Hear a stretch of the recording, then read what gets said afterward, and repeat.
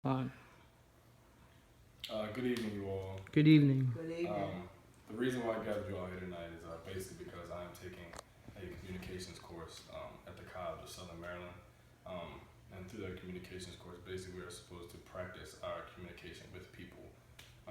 That communication could be with a group of 10 people or a group of 100 people or even more than that. And for this particular assignment, basically we were asked to give an informative speech on a topic of our choice. And the particular topic that I chose was pollution. I found pollution to be a very interesting topic just because it's such a broad category. A lot of different people have a lot of different views on what goes into pollution and what the main causes that go into pollution and all that good stuff. So I figured it would be a great topic for this assignment. And just through research, looking a little bit deeper into pollution, I kind of want to go a little bit deeper than that of what you see on media and like everyday websites and all that stuff. What I went ahead and found was I found a documentary. It's called Cowspiracy, and basically what the documentary Cowspiracy goes into is basically I wouldn't say blaming, but putting the act of cattle raising as one of the main contributions to pollution in the ecosystem. Cattle raising is it's targeted more so towards cows, but that can go from cows to pigs to chickens, anything that has to graze in order to live. And we cattle raise these animals because for meat consumption. And basically, what this documentary goes on to tell you is that if we don't stop eating meat very soon, it's going to turn out very bad for us. Now, before I go ahead and lay down any hard, cold evidence on you all, I would like to just show you a video right here.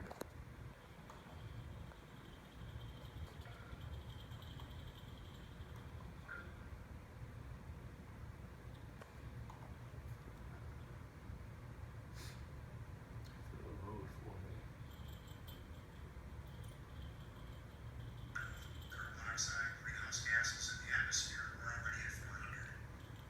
They tell us that the sort of safest we could do without having perilous implications as far as drought, famine, human conflict, major species extinction would be about a 2 degrees Celsius increase in temperature. We're rapidly approaching that, and with all the built-in carbon dioxide that's already in the atmosphere, we're easily going to exceed that.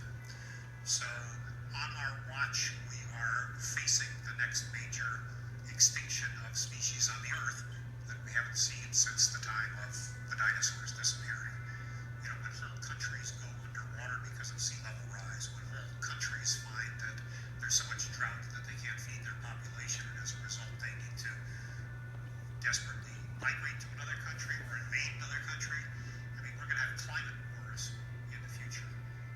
The Post sent me to a report online published by the United Nations stating that cows produce more greenhouse gases than the entire transportation sector. This means that raising cattle produces more greenhouse gases than all cars, trucks, trains, boats, planes combined. 13% compared to 18% for livestock. This is because cows produce a substantial amount of methane from their digestive process. Methane gas from livestock is 25 to 100 times more destructive than carbon dioxide from vehicles.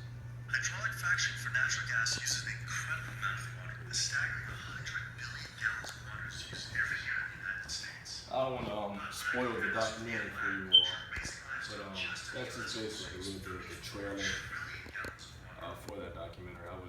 It's a highly recommended documentary. I suggest you all go on Netflix. It's on Netflix, so just go ahead and watch it from there. And what that basically documentary goes on to tell you is just puts out a few facts and some evidence that shows you that cattle raising is very dangerous to the ecosystem. And a few things that I would say is basically to sum up the environmental effects that cows have every year, it's about an estimated 130 times more waste emitted than the whole human entire population. But it's a lot to take in. Of course, it wouldn't seem as though that was the case, but it is. Stats don't lie. And you would think that why someone wouldn't speak out about this. Basically, some people have, because we don't let what's going on be known, it might be too late before everyone's running frantically trying to make up for what they've already done. It might be too late. There was one woman. She was her name was Sister Dorothy Stang. She was a U.S. born nun. She was in Brazil, and she tried to speak out based on cattle raising. She was basically just slaughtered in cold blood, murdered by, I think it was one of the main cattle industries in Brazil. So it could get pretty serious. And the reason why they don't want us to know about it is because it's one of it grosses the most money for that country, or it's a big thing. For someone to try to end that would be very detrimental to a lot of people's jobs.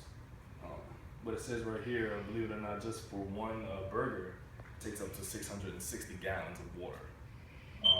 That's not to what goes in that burger, but that's what goes into that cow during its lifetime.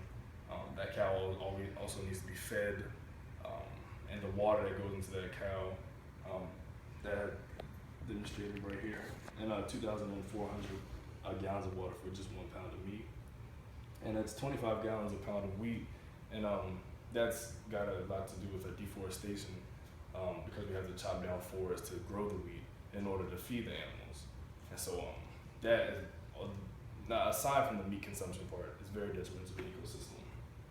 I hope some of this information that I provide you all with will help you in the long run.